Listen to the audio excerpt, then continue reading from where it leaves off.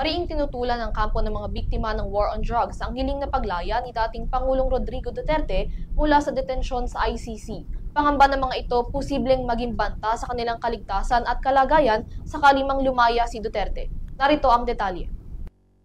Ilang buwan na ang lumipas mula nang arestuhin at idetene si dating Pangulong Rodrigo Duterte sa ICC Detention Facility sa The Hague, Netherlands para sa kasong Crimes Against Humanity bunsod ng mga umunoy pagkasawi kaugnay ng kampanya kontra droga sa ilalim ng kanyang administrasyon.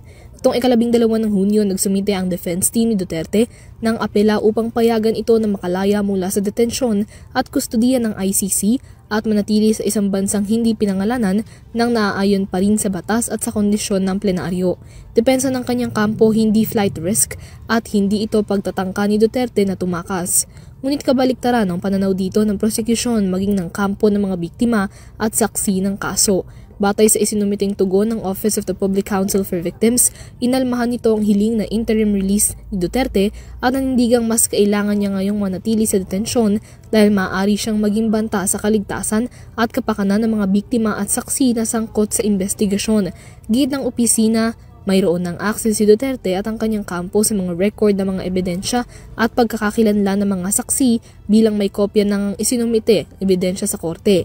Ang mga impormasyon na ito crucial para sa investigasyon na maaari umanong magamit ni Duterte upang gipitin o takutin ang mga saksi at biktima na may partisipasyon sa investigasyon. Sabi nito, marami pang kaalyado at koneksyon si Duterte upang gumawa ng mga ganitong hakbang kung nanaisin o babalakin niyang takbuhan ng mga kaso. Hindi rin nila sila kumbinsido sa ipinropose na kondisyon ng defense team na payagang makalaya si Duterte at manatili sa ibang bansa na nangakong tatalima kung uutusan ng korte na bumalik at humarap na rito. Sinagundahan din ito ang apela ng prosekusyon na ibasura ang interim release request ni Duterte.